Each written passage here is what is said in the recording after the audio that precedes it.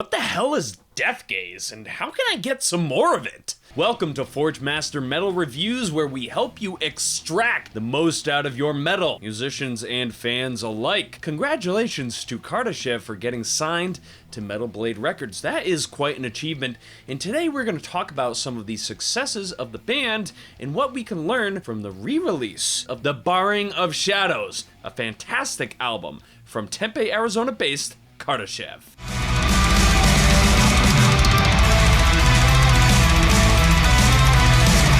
I feel like I was just talking about this record, though. I mean, well, that's because I was, really. Last year, the group put out their 4-song EP, The Barring of Shadows, and I talked about it on an episode of Underground Spotlight, praising the band for their unique direction in progressive death metal.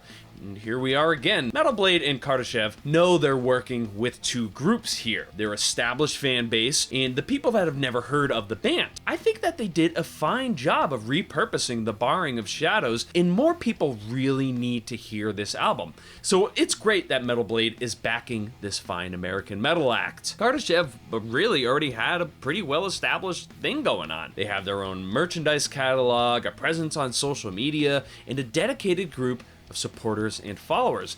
Big labels really take these elements of entrepreneurism into consideration, and they have done so since the age of MySpace in the early 21st century, when bands were just getting signed based upon their MySpace numbers and their tours and local presence and things like that. Record labels want to see that you already have a business-oriented mindset. They don't give a shit about how fast or technical or profound your music is. Signing a band is a business venture. First and foremost. I know that some of you don't want to hear that, but it's the fact of the matter. Now, let's talk a bit about how The Barring of Shadows brought Kardashev out of the darkness and into the light.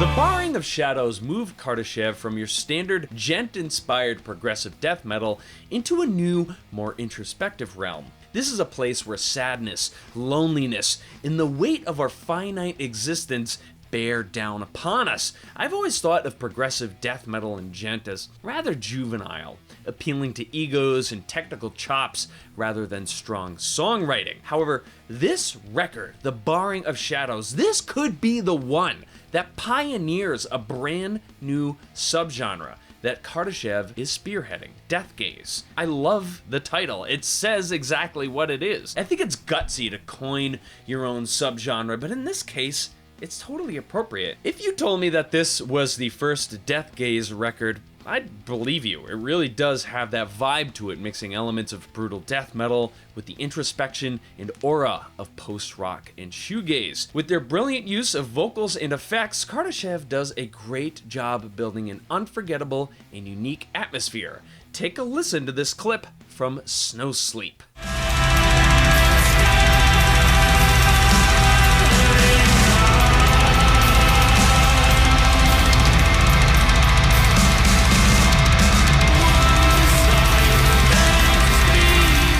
Yeah, they killed it on this. I love this atmosphere and vibe. 5 out of 5 for sure.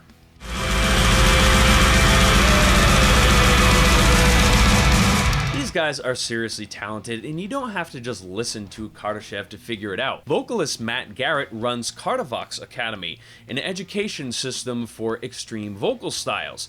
Go to the Kardavox Academy YouTube and listen to Matt's vocal techniques.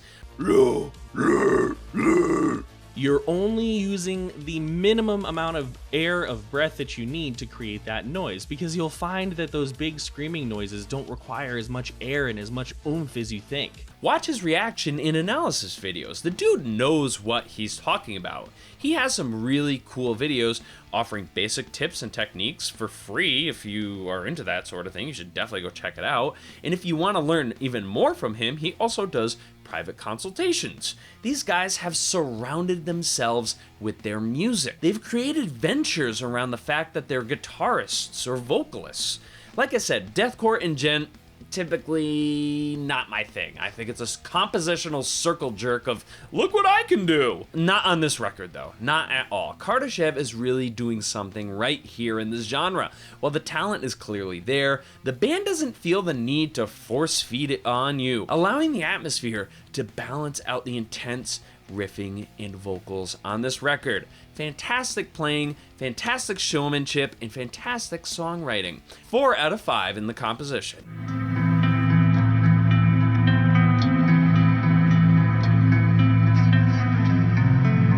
The band has a very strong catalog of merchandise, from throw pillows to enamel mugs to their clear orange and black splatter vinyl with a hand-picked incense. The Barring of Shadows isn't just supposed to be an audio experience. The band wants you to embrace a full spectrum of sensory excitement. Swedish artist Drager has created a series of paintings and portraits that are tossed onto these shirts, mugs, pillows, and slip mats that Kardashev has put out. His art style really brings a more traditional portrait feel to the band, which helps to deliver this human element that Kardashev is putting focus on. They've taken elements like the peony and woven them into the fabric of what Kardashev wants to deliver to the world. I think a peony is a perfect item to showcase we're brutal as fuck, but we've also got this thing called feelings, and we want to be in touch with that. It's awesome. Each album and release by Kardashev seems to have its own artistic and thematic elements, which is totally brilliant. You're not just getting a record, you're getting a whole slew of art that's associated with that record.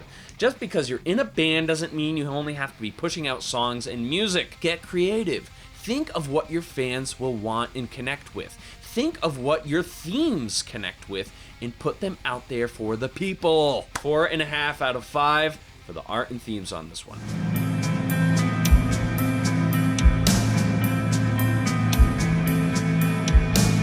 Kardashev's production seems to be managed and overseen by guitarist and composer Nico Mirola. Just watching some of their videos on social media, I can tell that Nico has a pretty good sense of what he's doing and where he's going in the music producer world. You should never rely on just one person to help steer the ship, though. Having an outside ear that is willing to provide you with more objective feedback is critical to taking your art to the next level.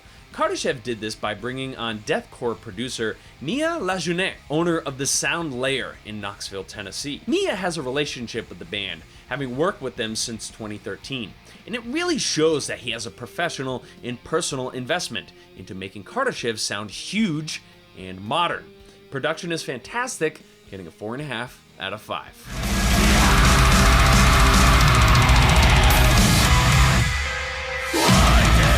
It's tough to redeploy assets, especially when they're so new, less than a year old really at this point, and there's really not much to be done except maybe a new design and maybe a new mix or something like that. That's what Metal Blade Records and Kardashev have done here. They've partnered together and redeployed an asset for a band that hopefully will get the attention that they deserve. Members of the band already have a fantastic entrepreneurial spirit, a strong business mindset, and they bring their own fan base with them to Metal Blade Records. These guys are doing everything right. The Barring of Shadows is well deserving of its score of 4.5 out of 5. I hope that deathcore and gent really latches on to this introspective, atmospheric style of metal that Kardashev is spearheading at this point. Be sure to check out Kardashev, Kardavox Academy, and their black metal side project, Never Breath. There's so much to take away from here. I don't know where you should get started, but I think you should have already done it by now, starting with the Barring of Shadows. Go with the gods, Forge Mates. The shadows await us.